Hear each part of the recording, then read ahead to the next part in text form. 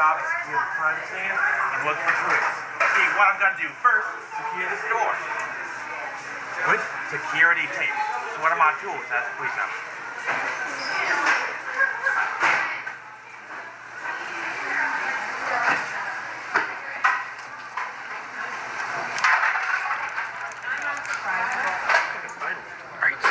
Now what I'm gonna do as a police officer is I'm gonna walk in a pattern and search for clues. I'm gonna walk in a zigzag pattern.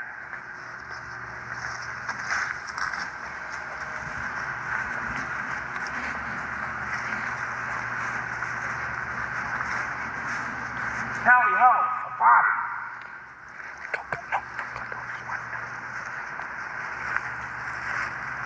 Now, what I'm gonna do is check if this body's still alive.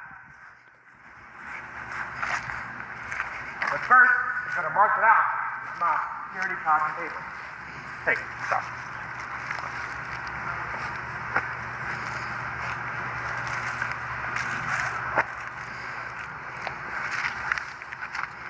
That's the job of a police officer. Securing the crime scene.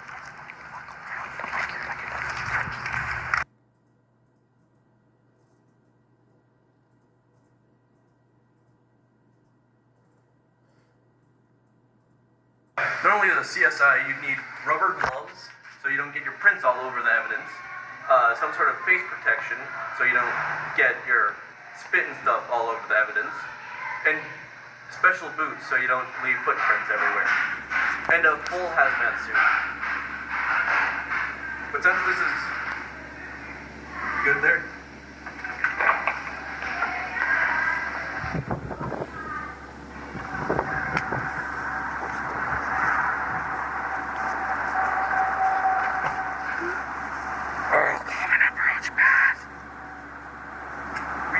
Common approach path, some plastic squares we put on the ground to make sure that we don't disturb the crime scene. Use these evidence markers to mark the evidence. Oh, look, there's blood. He's dead. He's dead. We'll put one there for the blood. And this one is going to go on the sword.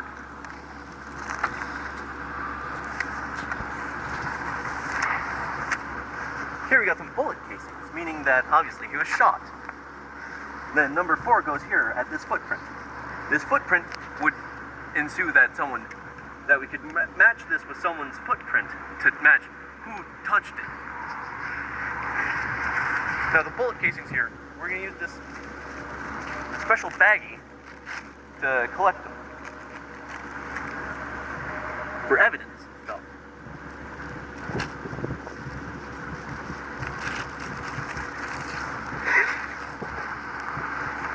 Now I put my name and the date of when I collected this evidence on the baggie so we know when it was used. And anyone else who touches it have to write down something that they've interacted with this piece of evidence so we know that it hasn't been tampered with.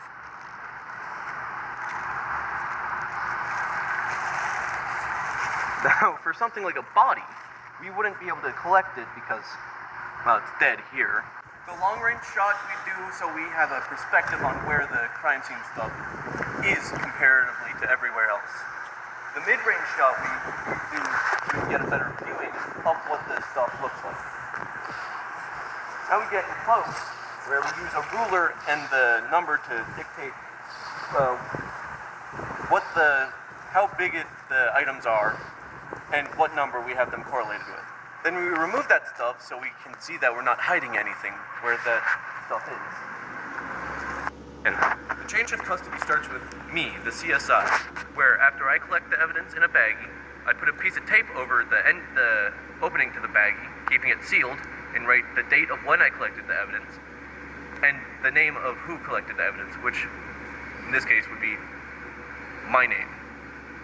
Then anyone else who touches the evidence has to put their name and the date of when they used it on a separate piece of paper that's also attached to the evidence bag, so we know who touched it and how and what they did with it.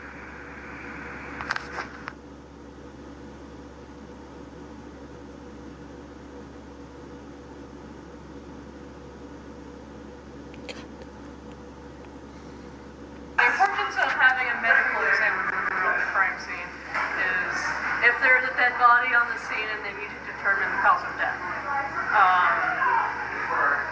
That's pretty much it there.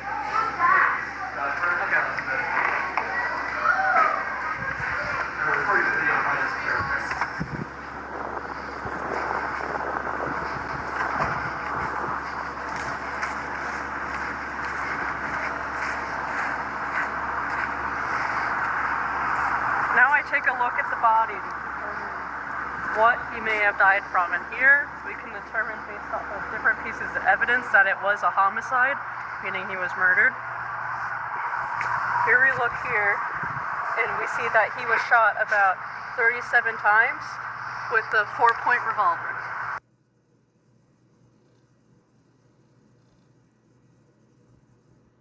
It was two big men. They had their long swords with them, man. I saw them fighting. They were clashing their royale, bro. He brought a gun. He shot him dead several times.